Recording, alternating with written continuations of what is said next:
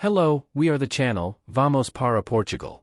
In this video, we will comment on our visit to the Alto Douro Wine Region, also called Vinhateiro, located in the heart of Portugal.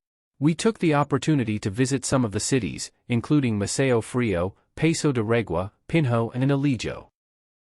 We have prepared a series of step-by-step videos on how a Brazilian retiree can immigrate legally, and without hassle, to Portugal. In 2023, we were in the regions of Porto, Lisbon and Algarve, during the months of August and September, to evaluate the regions and cities discussed in our previous videos, in which we identified the best regions for housing in Portugal. We recommend that you check out these videos for a broader understanding. We will leave the links in the description. In these 2 months we took the opportunity to go on small tourist trips and visit some cities. In August we rented a car in Porto and visited the Alto Douro Vinhateiro, approximately 120 kilometers away. The Alto Douro Vinhateiro, located in northern Portugal, is famous for its rolling vineyards, spectacular landscapes and, of course, the production of one of the world's most iconic wines, port wine. The history of the Alto Douro Vinhateiro goes back centuries. The region was inhabited by the Romans, who recognized the potential of its fertile soil for wine production.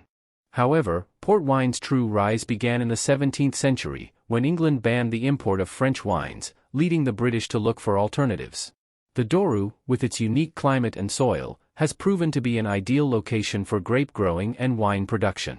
During this period, terraced vineyards were established, a system of terraced agriculture built on the steep slopes of the Douro River, creating one of the most beautiful wine-growing scenes in the world.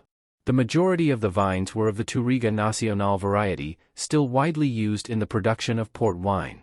The Alto Douro Vinhateiro was the first Vinhateiro demarcated in the world, in 1756, by the Marques de Pombal, Minister of Portugal at the time. This demarcation established strict rules for wine production and served as a model for other Vinhateiros around the world. Leaving Porto, we traveled 83 kilometers to Mesão Frio, a picturesque town nestled on the slopes of the Alto Douro. Its landscapes are beautiful, with the vineyards stretching across the hills and disappearing from view. We continue for another 15 kilometers and pass through Peso da Régua, which is known as the capital of port wine and is home to the Douro Museum, where it is possible to learn more about the history and culture of winemaking in the region. We traveled another 26 kilometers to Pinhão, an important wine production center that offers beautiful landscapes. Pinhão train station is famous for its decorative tiles, which tell the history of the region. Nearby, we had lunch at Reiter's Place, a restaurant overlooking the river and vineyards, and which is next to Ponte do Pinhão, a century-old metal bridge that joins the banks of Pinhão and São João da Pesqueira over the Douro River. Designed by Gustave Eiffel, construction began in 1903 and was inaugurated in 1906. We then went to Alijó, just 16 kilometers away, where we had already made an Airbnb reservation in an old and spacious family house located within a small, quiet village.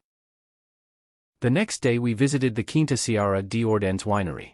There we learned about the port wine production process and tasted fantastic wines accompanied by bread with our own production olive oil.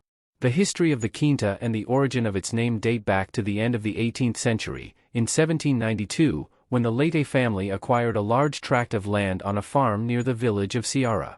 Its owner, fascinated by the beauty of the site and its excellent location, promptly invested in access to the property and in the planting of vineyards, olive and almond trees.